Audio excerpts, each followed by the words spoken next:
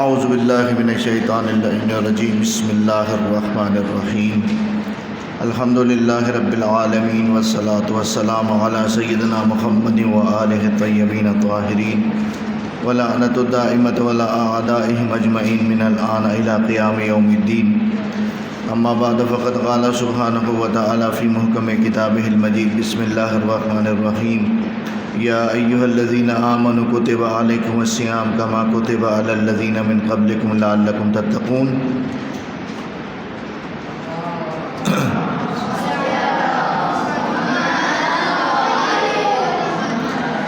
کل پہلا لیکچر تھا اور اس میں اس حوالے سے گفتگو ہوئی تھی کہ تقوی الہی یا تقرب الہی کو حاصل کرنا مقصد ہے اس ماہ مبارک رمضان کے روزوں کو بھی فرض کرنے کا۔ اللہ نے روزے فرض اس لیے کہ لعلکم تتقون کا، تاکہ ہم اور آپ جو ہیں وہ متقی ہو سکیں، تقوی اختیار کر سکیں۔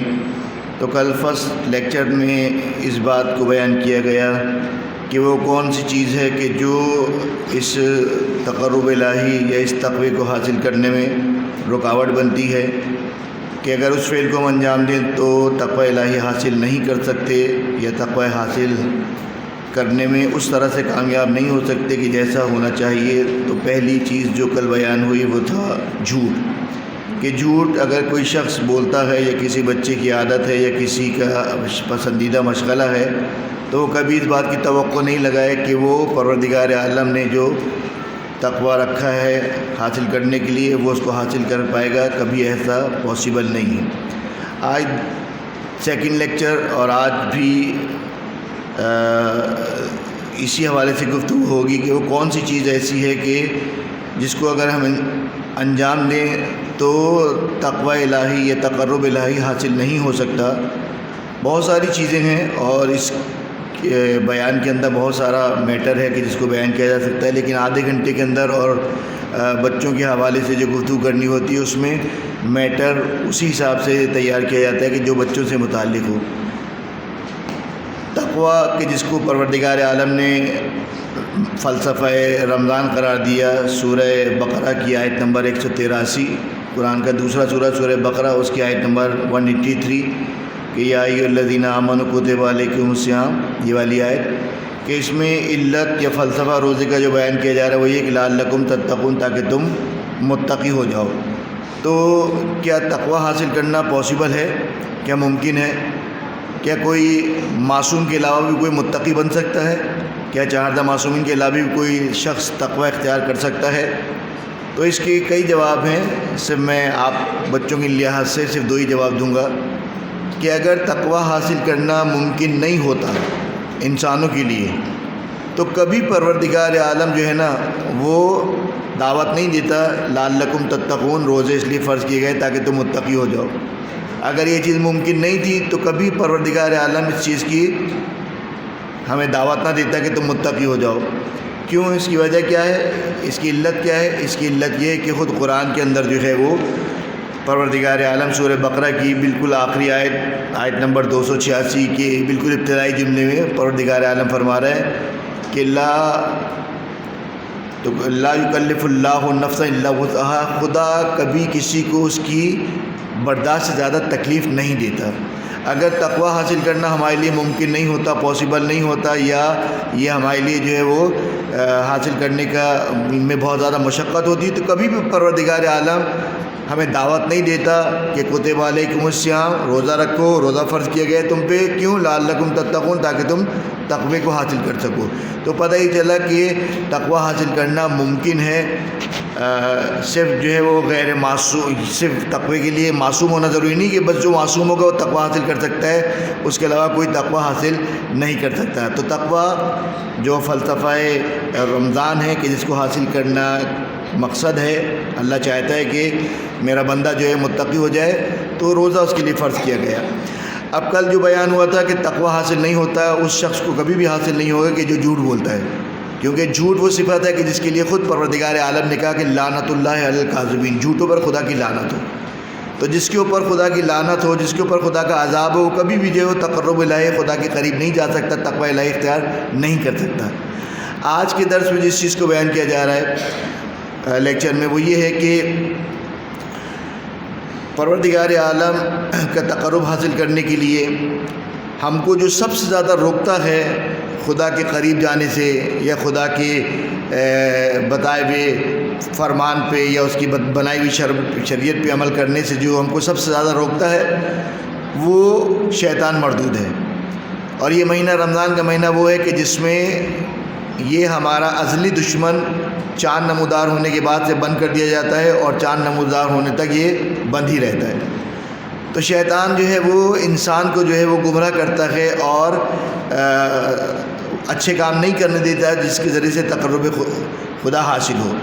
اور پروردگار عالم نے جو کہ ہمارا رب ہے جس نے ہم کو پیدا کیا ہے وہ معبود ہے, ہم اس کے عبد ہیں. تو عبد عربی میں کہتے ہیں غلام کو.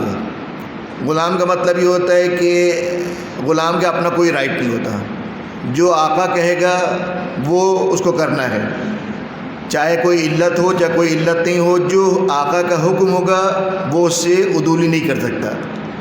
مثلا کرسیاں ساری خالی پڑی ہیں اور غلام کھڑا ہوا ہے, آقا بیٹھا ہوا ہے, اگر آقا اجازت نہیں دے گا تو وہ کھڑا ہی رہے گا, بیٹھے گا نہیں. اور غلام کو یہ بھی حق حاصل نہیں ہے کہ وہ اپنے آقا سے پوچھا کہ بھائی کرسیاں تو خالی ہیں تو مجھے بیٹھنے کیوں نہیں کہا جا رہا.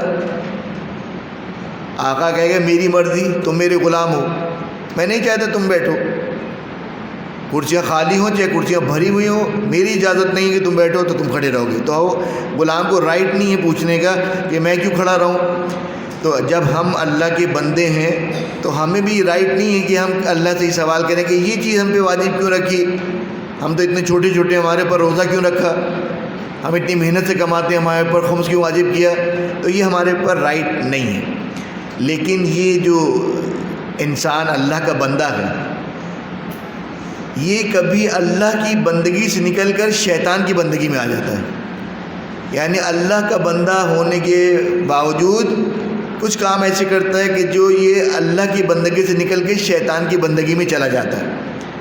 یہ کون کہہ رہا ہے؟ دیکھیں روزے کی حالت میں اس قسم کی باتیں کرنا بڑا خطرناک ہوتا ہے, کیونکہ ذرا سی گڑبڑ ہو گئی تو میرا بھی روزہ گیا, کفارہ بھی آ جائے گا اور بڑا مشکل ہو جاتا ہے. تو اس لیے جو بھی چیز بیان کی جا رہی ہے وہ سب دیکھ کے اور کتابوں کے حوالے سے بیان ہو رہی ہے کہ یہ جو میں کہہ رہا ہوں کہ انسان اللہ کی بندگی سے نکل کے شیطان کی بندگی میں آ جاتا ہے, یہ میں نہیں کہہ رہا. یہ حضرت موسیٰ علیہ السلام جن کا لقب کلیم اللہ ہے, درود بھیجے محمد و آل محمد پر,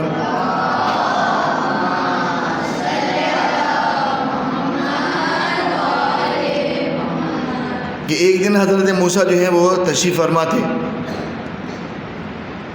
شیطان وہاں سے گزر رہا تھا. شیطان نے دیکھا کہ اللہ کے نبی کلیم اللہ, حضرت موسیٰ کا لقب ہے کلیم اللہ, کلیم یعنی بات کرنے والا, کلیم اللہ یعنی اللہ سے بات کرنے والا, اللہ سے کلام کرتے تھے, اللہ جواب دیتا تھا, تو اسی لیے لقب آپ کا کلیم اللہ ہے.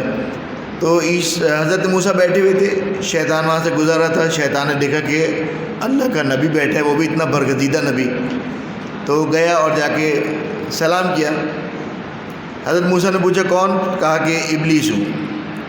تو حضرت موسیٰ نے کہا کہ دور ہو جا, اللہ نے تجھ کو ہم سے دور کیا ہے. تو اس نے کہا کہ میں یہاں سے گزر رہا تھا, میں نے دیکھا کہ اللہ کا مقرب بندہ بیٹھا ہے, نبی بیٹھا ہے, تو میں نے کہا چلو چل کے سلام دعا کر لیتے ہیں. تو میں تو اس غرض سے آیا تھا اور میں چاہتا ہوں کہ آپ کو نصیحت کروں. تو اللہ کے نبی موسیٰ نے کہا کہ مجھے تمہاری نصیحت کی ضرورت نہیں ہے, یہاں سے چلے جاؤ. خدا نے جبریل کو نازل کیا اور کہا کہ اے موسیٰ اس کی باتیں سنو, جو اچھی نصیحتیں ہیں ان کو لے لو, باقی کو چھوڑ دینا.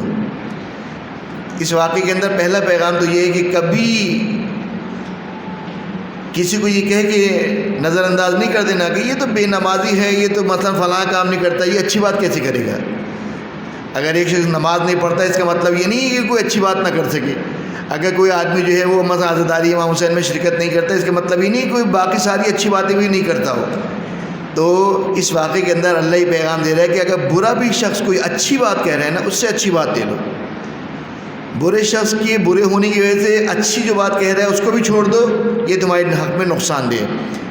تو حضرت موسیٰ کو اس نے چند باتیں نصیحت کی. اس کے بعد حضرت موسیٰ نے اس سے سوال کیا کہ اے شیطان یہ بتا کہ کیا کبھی اللہ کا بندہ تیرا بندہ بن جاتا ہے؟ یعنی ہم سب تو اللہ کے بندے ہیں نا، ہمیں اللہ نے پیدا کیا. تو حضرت موسیٰ اس شیطان سے پوچھ رہے ہیں کبھی ایسا ہوتا ہے کہ اللہ کا بندہ اللہ کی بندگی سے نکل کے تمہاری بندگی میں آ جائے؟ کیونکہ بندہ جو میں نے مثال دی اور آسانی کے لیے مثال دے دوں کہ بندے کی مثال ایسے ہی ہے کہ جیسے سامنے ٹی وی رکھا ہے، ریموٹ آپ کے ہاتھ میں، آپ جو بٹن دبائیں گے ٹی وی وہ چینل دکھائے گا. ٹی وی یہ نہیں کہہ سکتا کہ میں جیو دکھاؤں گا، سما نہیں دکھاؤں گا، اے آر وائی دکھاؤں گا، مثلا فلانا چینل نہیں دکھاؤں گا. آپ جو بٹن دبائیں گے ٹی وی وہ چینل دکھانا شروع کرے گا. بندے کی مثال بھی ایسی ہے کہ جب وہ اللہ کا بندہ ہے تو بس جو اللہ چاہے گا وہی وہ کرے گا. اللہ کہے گا سچ بولو، یہ سچ بولے گا. اللہ کہے گا نماز پڑھو، یہ نماز پڑھے گا. اللہ کہے گا روزے رکھو گرمیوں کے، روزے رکھے گا. تو اس میں تبدیلی نہیں آ سکتی. لیکن جب حضرت موسیٰ نے کہا کیا اللہ کا بندہ کبھی تیرا بندہ بن سکتا ہے؟ شیطان سے پوچھا. شیطان نے کہا اے نبی خدا، جب اللہ کا بندہ 3 کام ایسے کرتا ہے تو اس کے بعد وہ اللہ کا بندہ نہیں ہوتا بلکہ وہ میرا بندہ بن جاتا ہے. یعنی شیطان کا بندہ بننے سے مراد کیا ہوگی؟ یہاں پہ مراد یہ ہو جائے گی اب ہمارا کنٹرول شیطان کے ہاتھ میں. اچھا خاصا دوستوں کے درمیان کھیل رہے تھے، ایک دم سے شیطان نے بٹن دبائے، جھگڑا. بس 2 دوست آپس میں چھوٹی بات پہ جھگڑنے لگے. اچھے خاصے بیٹھے ایک دوسرے کے سامنے اچھی اچھی باتیں کر رہے تھے، ایک دم سے شیطان نے بٹن دبایا توہین کا، ایک نے دوسرے کی توہین شروع کر دی. بٹن دبایا غیبت کا، ادھر سے غیبت شروع ہو گئی. اب میں اپنے اختیار میں نہیں ہوں، میرا کنٹرول شیطان کے ہاتھ میں. حضرت موسیٰ بڑے حیران ہوئے کہ کیا ایسا بھی ممکن ہے کہ اللہ کا بندہ ہونے کے باوجود کوئی شخص اللہ کی بندگی سے نکل کے شیطان کی بندگی میں چلے جائے. بڑے حیران ہو کے پوچھا کہ اے شیطان، وہ کون سے ایسے عمل ہیں کہ جس کو انجام دینے کے بعد جو ہے وہ شیطان کی بندگی میں آ جاتا ہے؟ اور جب شیطان کی بندگی میں انسان آ جائے گا تو پھر ظاہر ہے خدا سے دور ہو جائے گا، پھر نہ تقوی الہی اختیار کر سکتا ہے نہ تقرب الہی اختیار کر سکتا ہے. تو یہ جو 3 چیزیں شیطان بتا رہا ہے حضرت موسیٰ کو، یہ 3 چیزیں آپ اس کو یاد رکھیے اور کوشش کیجئے، بلکہ کوشش کیا کیجئے بلکہ ہمیشہ اس پہ پابند رہیے کہ یہ کام آپ سے سرزد نہ ہو. پہلی چیز شیطان کہہ رہا ہے کہ اے موسیٰ، اگر کوئی شخص خود پسندی میں مبتلا ہو جائے پھر وہ اللہ کی بندگی سے نکل کر میرا بندہ بن جاتا ہے. خود پسندی کیا ہوتی ہے؟ خود پسندی یہ ہوتی ہے، اردو کا لفظ ہے خود، یعنی میں خود، پسندی یعنی پسند. انسان اپنے آپ کو پسند کرنے لگتا ہے. پڑھتا میں بہت اچھا پڑھتا ہوں، خاندان میرا خاندان سب سے اچھا ہے، شکل صورت میری سب سے اچھی ہے، بیگ میرا سب سے اچھا ہے، رائٹنگ میری سب سے اچھی ہے. یعنی ہر چیز میں بس اس کو اپنے آپ خود ہی نظر آتا ہے. اب جیسے ہماری عمر کا کوئی ہوگا اس میں خود پسندی کیا ہوگی؟ میری جیسی اولاد ہے ایسی کسی کی اولاد نہیں ہے. اگر کوئی ہمارے جیسے مولانا ہوگا کہ جیسی میں تقریر کرتا ہوں ایسی کوئی تقریر نہیں کرتا. کوئی نحو پڑھنے والا ہوگا کہ جیسے میں نحو پڑھتا ہوں ایسا کوئی نحو نہیں پڑھتا. یعنی جس شخص کو اپنے کام میں ہی حسن نظر آئے، خوبصورتی نظر آئے، اسے کہتے ہیں عجب، خود پسندی. شیطان کہتا ہے کہ جب کسی کے اندر یہ خود پسندی آ جائے پھر وہ اللہ کا بندہ نہیں رہتا، پھر وہ میرا بندہ بن جاتا ہے. کیونکہ ترقی وہی کرتا ہے کہ جس کو اپنے عیب معلوم ہے. اگر مجھے پتہ ہے کہ میرا میتھ کمزور ہے تو میں میتھ کی پریکٹس زیادہ کروں گا. لیکن جب مجھے یہی پتہ ہی نہ ہو کہ میرا میتھ کمزور ہے، یا میں یہ یقین کرنے کی کوشش ہی نہ کروں کہ میرا میتھ کمزور ہے، تو میں ظاہر ہے میتھ کی پریکٹس نہیں کروں گا اور پھر آنے والے ایگزام ہوگا تو میں اس پیپر میں رہ جاؤں گا. تو شیطان یہی کہہ رہا ہے کہ جب انسان میں خود پسندی آ جاتی ہے نا تو اس کو اپنے عیب نظر ہی نہیں آتے. میری اولاد، میرا گھر، میرے بچے، میری بیوی، یہ ساری خود پسندی ہے کہ بس انسان اپنے آپ کے بارے میں خوش فہم رہتا ہے. شیطان کہتا ہے کہ جیسے ہی کسی کے کوئی اس مرض میں مبتلا ہو گیا اب وہ اللہ کا بندہ نہیں رہتا، میرا بندہ بن جاتا ہے. تو خود پسندی سے کیسے بچا جائے؟ کہ ظاہر ہے ہر انسان کے اندر کوئی نہ کوئی تو کوالٹی ہوتی ہے نا. کوئی اچھا نحو پڑھتا ہے، کوئی اچھی تقریر کرتا ہے، کوئی اسکول میں بہت بریلینٹ بچہ ہوتا ہے، بہت اچھا پڑھتا ہے، ہر چیز میں اس کے نمبر ہوتے ہیں. تو تعریف تو دوسرے بھی کرتے ہیں. تو یہ جب دوسرے تعریف کرتے ہیں تو کبھی کبھی انسان کے اندر عجب پیدا ہونے لگتا ہے کہ مثلا کوئی بچہ بہت اچھے نمبر لاتا ہے، ہر ایگزام میں جو فرسٹ آتا ہے، تو خاندان میں چچا ماموں خالہ جب آتے کہتے ہیں ماشاءاللہ یہ تو ہر دفعہ فرسٹ آتا ہے۔ اب اس بچے کے اندر اگر عجب نہیں بھی ہو تب بھی یہ عجب آنے لگتا ہے کہ دیکھا پورے خاندان میں سب سے بریلینٹ میں ہی ہوں، ہمیشہ فرسٹ میں آتا ہوں، میرے چچا میری تعریف کرتے ہیں، تایا میری تعریف کرتے ہیں، پھوپھا میری تعریف کرتے ہیں۔ تو یہ خیال آنا برا نہیں ہے، لیکن اس خیال کو کنڈم کرنا، اس خیال کو ختم کرنا چاہیے۔ کیسے ختم کریں گے؟ ہمارے ماں باپ قربان ہو جائیں ہمارے ائمہ علیہ السلام پر، کہ جنہوں نے ہر برائی سے بچنے کا طریقہ ہم کو بتایا ہے کہ جیسی آپ کے سامنے کوئی تعریف کرے نا، آپ بہت اچھا پڑھتے ہیں، آپ کا میتھ بہت اچھا ہے، آپ اسکول میں اتنی بہترین دعا پڑھتے ہیں کہ جس دن آپ نہیں پڑھتے نا مزہ ہی نہیں آتا، اب عجب دل میں آئے گا، دیکھا میں کتنا اچھا پڑھتا ہوں، میری آواز کتنی سرولی ہے، میری آواز کتنی ٹیچرز کو پسند ہے، میں کلاس میں کتنا اچھا بچہ ہوں، جو بھی ٹیچر آتا ہے مجھے کو جو ہے نا وہ سب کے سامنے بیان کرتا ہے کہ یہ بچہ دیکھو اس کی جیسے بن جاؤ۔ اگر کبھی ایسا ہو، کبھی عجب دل میں خیال آئے، تو امام زین العابدین علیہ الصلوۃ والسلام نے اس کا طریقہ بتایا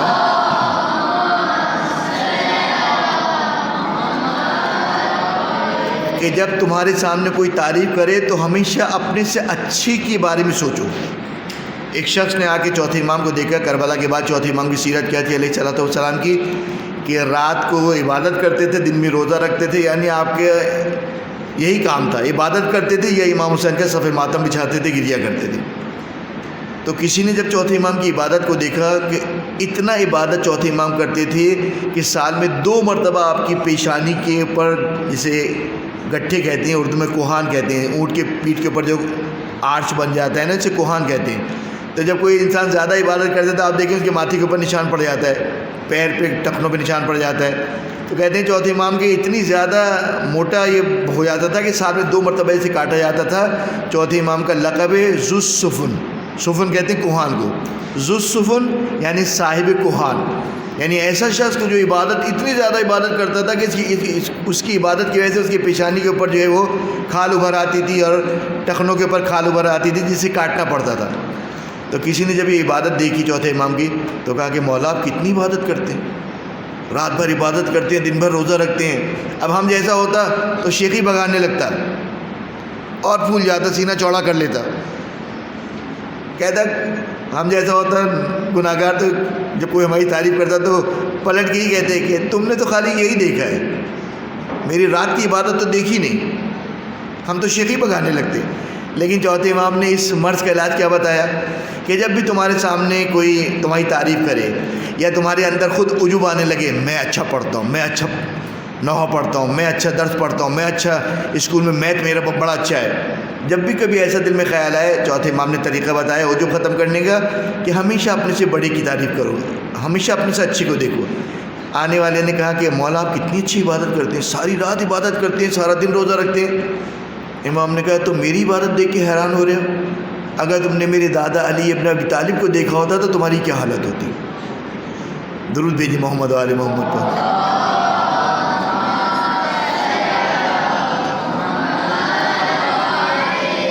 یہ کہہ کہ امام نے اس بیماری کا علاج بتایا کہ اگر کوئی تمہارے سامنے تمہاری کوالٹیز کو، تمہاری اچھائی کو بیان کر رہا ہے جس کے ذریعے سے تمہارے اندر عجب آ سکتا ہے، تو اپنے سے اچھے کو دیکھو۔ کوئی اگر یہ کہے کہ آپ نحو بہت اچھا پڑھتے ہیں، آپ کی آواز بہت اچھی ہے، آپ اس کو کہیں گے نہیں آپ نے فلاں نہیں دیکھا بچے کو، اس کی آواز بڑی اچھی ہے۔ کوئی کہے کہ آپ کا میتھ بہت اچھا ہے، کہا نہیں فلاں بچے کا میتھ مجھ سے بھی زیادہ اچھا ہے۔ آپ کی رائٹنگ بہت اچھی ہے، کہا نہیں میرے فلاں دوست کی رائٹنگ مجھ سے بھی زیادہ بہت اچھی ہے۔ یہ طریقہ ہے عجب ختم کرنے کا، کہ جیسی دل کے اندر عجب آئے، خود پسندی آئے، تو اپنی خصوصیات کو دوسرے کی طرف ڈائیورٹ کرو۔ وہ مجھ سے اچھا پڑھتا ہے، وہ مجھ سے اچھا نحو پڑھتا ہے، وہ مجھ سے اچھی عبادت کرتا ہے، مجھ سے اچھا دوڑتا ہے، تو اس سے عجب ختم ہوتا ہے۔ تو شیطان نے کہا کہ جب کسی کے دل میں عجب آ جائے، خود پسندی آ جائے، تو وہ اللہ کا بندہ نہیں ہوتا، وہ میرا بندہ بن جاتا ہے۔ اس کے بعد شیطان نے کہا کہ دوسرا کام کہ جب کوئی انسان اللہ کا بندہ انجام دیتا ہے تو پھر وہ اللہ کا بندہ نہیں رہتا، وہ میرا بندہ بن جاتا ہے۔ کہا وہ کیا ہے؟ کہا کہ وہ یہ کہ جب وہ اپنے کم عمل کو زیادہ سمجھنے لگتا ہے، یعنی اپنی عبادت کو فقط 5 وقت کی نماز پڑھ رہا ہے، لیکن وہ سمجھتا ہے کہ وہ بہت بڑا عابد ہے، خالی رمضان کے روزے رکھ لیتا ہے، لیکن اپنی عبادت کے بارے میں ہمیشہ اس کے ذہن میں یہی ہوتا ہے کہ میں تو بہت بڑا عابد ہوں، اپنی عبادت کو بہت زیادہ سمجھتا ہے۔ میں کربلا بھی ہو کے آیا ہوں زیارت کر کے، میں عمرے بھی گیا ہوں، یعنی اپنے کم عمل کو زیادہ سمجھنا۔ شیطان کہتا ہے کہ جب کسی کے دل میں یہ بات آ جائے تو وہ پھر اللہ کا بندہ نہیں ہوتا، میرا بندہ بن جاتا ہے۔ اس کا علاج کیا ہے؟ اس کا علاج یہ ہے کہ ہمیشہ اپنے عمل کو خدا کی نسبت سے دیکھو گے تو تمہیں اپنا عمل کم نظر آئے گا۔ کربلا کے اندر اس کی مثال شہزادی زینب سلام اللہ علیہ ہے۔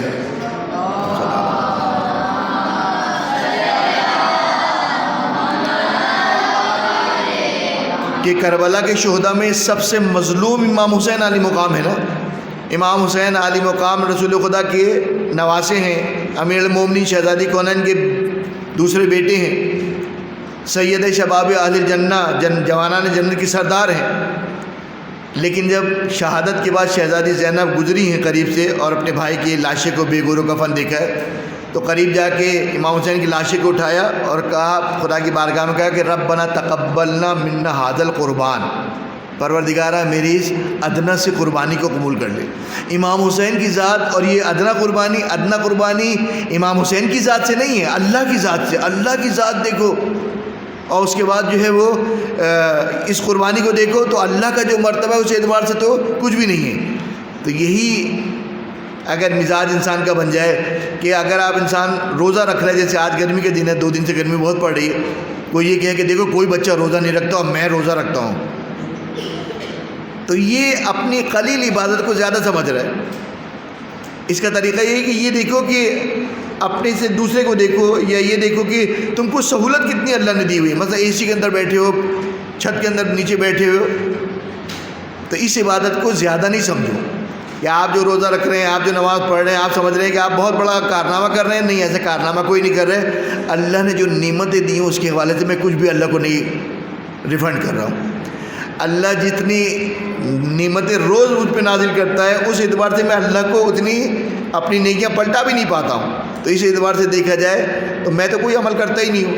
اگر میں صبح اٹھ کے ایک نماز پڑھ لیتا ہوں تو کون سے کارنامہ کرتا ہوں؟ اللہ مجھے رزق بھی تو دیتا ہے۔ اگر میں جو ہے وہ اچھے کام کر لیتا ہوں تو کون سا بڑا کارنامہ کرتا ہوں؟ اللہ میرے کتنے عیبوں کو چھپاتا ہے، اللہ میری کتنی توانائی کو مجھے دیتا ہے کہ جس کے ذریعے سے میں یہ کام کرتا ہوں۔ تو موسیٰ علیہ السلام سے شیطان کہہ رہے کہ جب انسان اپنے قلیل عمل کو کثیر سمجھنے لگے، اپنے چھوٹے عمل کو زیادہ سمجھنے لگے، اب وہ اللہ کا بندہ نہیں رہتا، میرا بندہ بن جاتا ہے۔ اب میں جہاں چاہتا ہوں اس کو گھما سکتا ہوں اور جب چاہے گمراہ کر سکتا ہوں، میرے لیے کوئی بڑا کام نہیں ہوتا۔ اور تیسری چیز جو شیطان نے حضرت موسیٰ کو نصیحت کی وہ یہ کہا کہ جب انسان کی نگاہوں میں اس کے گناہ چھوٹے ہو جائیں، شیطان کہہ رہا ہے حضرت موسیٰ سے اب یہ اللہ کا بندہ نہیں ہے، میرا بندہ ہے۔ جیسے بعض لوگوں کی زبانوں سے آپ نے سنا ہوگا نا، نماز قضا ہو گئی، آپ نے کہا کہ نماز قضا ہو گئی تمہاری؟ کیا ہوا، ایک ہی دن تو ہوئی ہے۔ یہ جملہ، یہ جواب، یہ بات کی دلیل ہے کہ تمہارے نزدیک نماز کی ویلیو نہیں ہے، اس لیے کہ اللہ اتنی نعمتیں دے رہا ہے تم سے، صرف 5 وقت کی نماز کے جس کو اگر انسان بہت طولانی بھی کر کے پڑھے نا تو آدھا گھنٹے سے زیادہ 17 رکعت نماز نہیں ہو سکتی، ورنہ ہماری نماز تو سیکنڈوں میں ہو جاتی ہے، منٹوں میں ہو جاتی ہے۔ مثلا جھوٹ بولا کسی بچے نے، آپ نے اس کو، اچھے دوست نے اس کو کہا کہ سر نے کہا تھا جھوٹ نہیں بولتے، اس نے ایک دفعہ تو بولا ہے۔ یہ جواب جو ہے یہ اس بات کی دلیل ہے کہ جھوٹ کا، گناہ کا تم کو کوئی خیال نہیں ہے۔ دوست آپس میں بیٹھے ہیں، دنیا کے اندر انسان جب آتا ہے تو کچھ رشتے لے کے آتا ہے، کچھ رشتے بعد میں بنتے ہیں۔ جیسے انسان پیدا ہوتا ہے اس کے ماں باپ کا رشتہ بن جاتا ہے، بہن بھائی کا رشتہ بن جاتا ہے، اور سارے رشتوں میں سب سے قابل احترام رشتہ والدین کا ہے، اور پروردگار عالم نے اساتذہ کو، ٹیچرز کو والدین کا رتبہ دیا ہے۔ اور روایت میں ہے کہ ہر انسان کی دنیا میں 2 ماں باپ ہوتے ہیں، ایک وہ کہ جو پیدا کرتے ہیں پیرنٹس، اور دوسرے وہ کہ جو اس کی تربیت کرتے ہیں مربی ہوتے ہیں ٹیچرز۔ اب جیسے یہ ٹیچرز ہیں یہ آپ کے والدین کی طرح ہیں. اب کوئی بچہ جو ہے وہ اکثر ایسا ہوتا ہے نا، ٹیچرز نہیں ہے، بچے آپس میں بیٹھے ہیں ٹیچرز کا مذاق اڑا رہے ہیں، کوئی ان کی نقل اتار رہا ہے، کوئی ان کی جو ہے وہ کسی چیز کو، مثلا بعض لوگوں کی عادت ہوتی ہے، کوئی خاص عادت ہوتی ہے. اور ہمارے ایک دوست ان کی عادت تھی، وہ بیٹھتے تھے اپنی داڑھی کے بال کھینچ کھینچ کے توڑ رہے ہوتے تھے. بعض کی عادت ہوتی ہے وہ ناخن چبا رہے ہوتے ہیں. اب اگر ایسی کسی ٹیچر کے اندر کوئی عادت ہے، کوئی ہے، اب بچے آپس میں بیٹھتے کیا کرتے ہیں، ٹیچر کی نقل اتار رہے ہیں، دوسرے ہنس رہے ہیں. یہ غلط ہے، توفیقات کو سلب کر لیتا ہے. ہو سکتا ہے تم ایک گریڈ سے پاس بھی ہو جاؤ، لیکن یہ ٹیچر کی جو توہین تم نے کی ہے نا، اگرچہ ٹیچر کو بھی نہیں پتہ ہے، اس سے تمہاری توفیقات سلب ہو جائے گی. 99.9% سے نمبر لینے والے بھی کامیاب نہیں ہوگے. بعض ڈگری لے کے گھومتے رہو گے، تمہیں جاب نہیں مل پائے گی، اس لیے کہ تم نے اس عمل کو کم سمجھا. تم کیا سمجھ رہے تھے، توہین مومن حرام ہے، اور توہین مومن وہ بھی وہ اساتذہ کی توہین، یہ انسلٹ کرنا. شیطان نے جو موسیٰ کو کہا نا کہ جب انسان کی نگاہوں میں اس کا گناہ چھوٹا ہو جائے نا، پھر وہ اللہ کا بندہ نہیں رہتا، وہ میرا بندہ بن جاتا ہے. تو یہ میں نے خاص ٹیچر کا نام اس لیے لیا اور آپ کو اس لیے بتایا کہ آپ اسکول کے اندر آتے ہیں، ان سب چیزوں کا خیال کیجئے، ورنہ توفیقات سلب ہو جاتی ہے. کہ شیطان کہہ رہے کہ جب کوئی شخص جو ہے وہ اپنے گناہوں کو چھوٹا سمجھنے لگے، اب وہ پھر اللہ کا بندہ نہیں رہتا، میرا بندہ بن جاتا ہے. نماز چھوڑ گئی، آدھی تو نہیں پڑھی، جھوٹ بول دیا، ایک ہی دفعہ تو بولا ہے، کسی کی چیز اٹھا کے استعمال کر لی بغیر اجازت کے، کوئی کسی کی چیز استعمال نہیں کر سکتا. اسکول میں بچے آتے ہیں نا، مثلا وہ گیا نیچے ریسز میں کھیلنے کے لیے، دوسرے نے اس کا بیگ کھولا. بعض دفعہ بعض شرارتی بچے ہوتے ہیں، اس کی کاپی کے اوپر جو ہے وہ پینسل لگا دیے، کچھ کر دیے، صفحہ پھاڑ دیے، تاکہ ٹیچر جب کاپی چیک کریں دیکھیں یہ نشان کیسا لگا ہوا ہے، پیپر کیسے پھٹا ہوا ہے، تو پتہ چلے اس کو ڈانٹ پڑ رہی ہے. تو یہ شرارتی بچے کرتے ہیں، جائز نہیں، حرام ہے. کسی کا بیگ، کسی کی چیز بغیر اجازت کے استعمال نہیں کر سکتے، مگر یہ کہ وہ آپ کو اتنا قریبی دوست ہو کہ جیسے بھائی بہن ہوتے ہیں، تو وہ الگ مسئلہ ہے. لیکن ایک کلاس کے اندر اگر 30 بچے ہیں تو سارے جو ہے وہ گہرے دوست تو نہیں ہوتے، ایک ہی دو ہوتے ہیں. تو اگر کلاس میں کوئی بچہ ہے تو کسی کی چیز کو استعمال نہیں کر سکتا. کوئی کسی کی چیز استعمال کرے اور دوسرا کہے کہ تم نے فلاں کی چیز بغیر اجازت کی استعمال کر لی، تو کہے کہ کیا ہوا، میں نے کوئی اس کو خراب تو نہیں کیا، خالی میں نے بیگ کھول کے اس کا دیکھا تھا کہ وہ نیا پین لائے کیسا ہے. اس کا مطلب کیا ہے کہ تم نے اس گناہ کو چھوٹا سمجھا. یا گھر کے اندر آپ ہیں، آپ کے بھائی کا الماری ہے یا کوئی چیز ہے، آپ اس کو کھول کے پڑھ رہے ہیں، جائز نہیں ہے.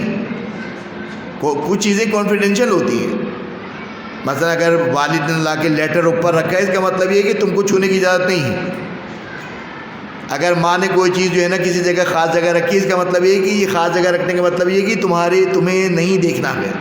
اب آپ کہیں گے یہ تو میرے والد کی ہے نا، تو میں اس کو دیکھ لوں، یہ جائز نہیں ہے. یہ وہی چیز ہے کہ جو شیطان کہہ رہا ہے کہ جب تم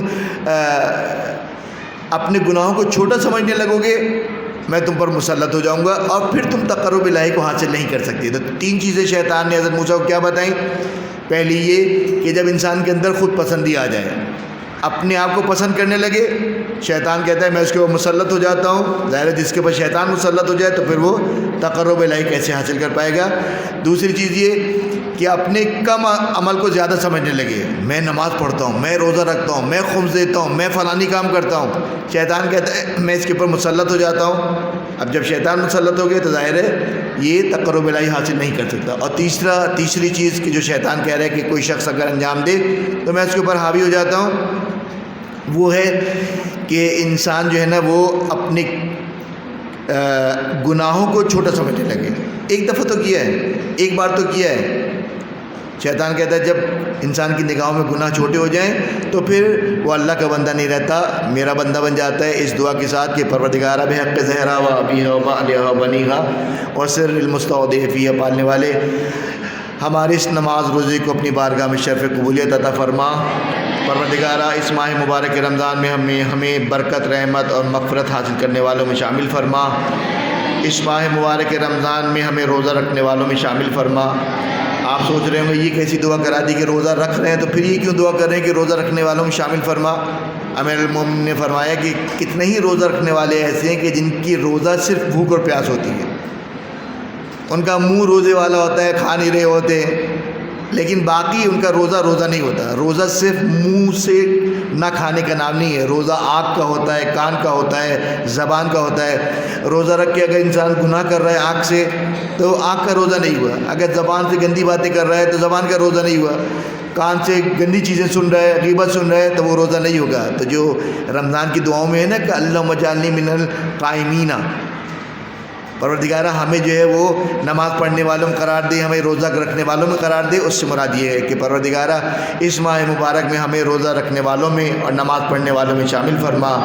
پروردگارہ اس مہینے میں ہمارے تمام گناہ کبیرہ و صغیرہ کو معاف فرما، اور آئندہ سال تک ہمیں ان شیطانی حربوں سے اور ان گناہ کبیرہ و صغیرہ سے بچنے کی طاقت و توفیق نصیب فرما۔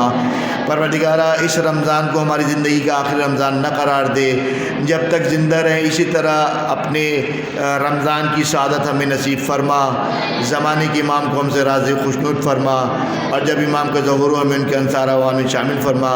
پروردگارہ یہ جو بچے یہاں بیٹھے ہیں اور ان کے اساتذہ کی جو ان کی تربیت کر رہے ہیں، پروردگارہ ان کے ٹیچرز اور ان کی اساتذہ کی توفیقات میں خیر و برکت عطا فرما، انہیں دنیا کی ہر قسم کی جسمانی بیماری، آسمانی اور روحانی ہر قسم کی پریشانی سے اپنی حفظ و امان نصیب فرما۔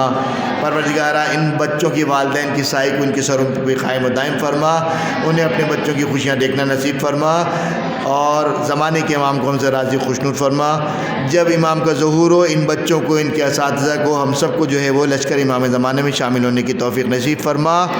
تمام بچوں کی صحت و سلامتی کے لیے، ان کے اساتذہ کی توفیقات میں اضافے کے لیے، اور ظہور امام کے ظہور کے لیے ایک مرتبہ باوجہ بلند درود بھیج دے محمد و آل محمد پر۔